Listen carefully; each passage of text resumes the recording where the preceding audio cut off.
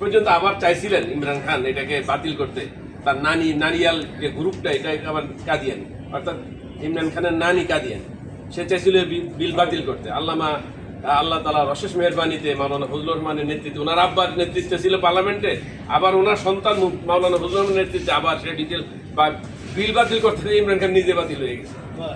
এই পর্যায়ে যদি আমরা বুঝতে পারি তাহলে এইসব ইউনুস টিনুস এগুলো কোনো হিসাবে পড়বে না।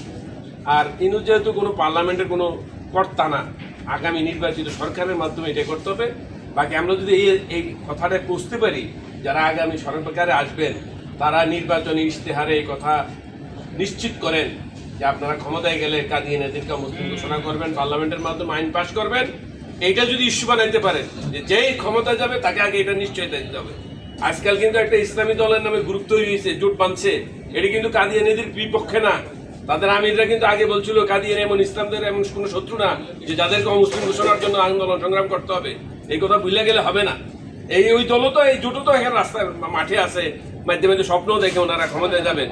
এই জন্য আমরা যারা আজকে আমরা যে সত্যিকার ঈমানওয়ালা হইয়া থাকি, আল্লাহর হাবিবের আশিক হয়ে থাকি, খতম নবুয়তের আকীদা বিশ্বাস যদি আমার অন্তরে থাকে, তাহলে আমাকে এই ইস্যুতে বুঝতে হবে যারাই সামনে ক্ষমতায় যাবে তারা নির্বাচনী ইশতেহারে এই কথাকে সুনিশ্চিত করবে যে আগামী সংসদে আমরা যদি সুযোগ পাই তাহলে আমরা সংসদের বিল পাস করব, আইনে পরিণত করব যে কাদিয়ানীরা এই দেশের মধ্যে অমুসলিম সংখ্যালঘু হিসেবে থাকবে।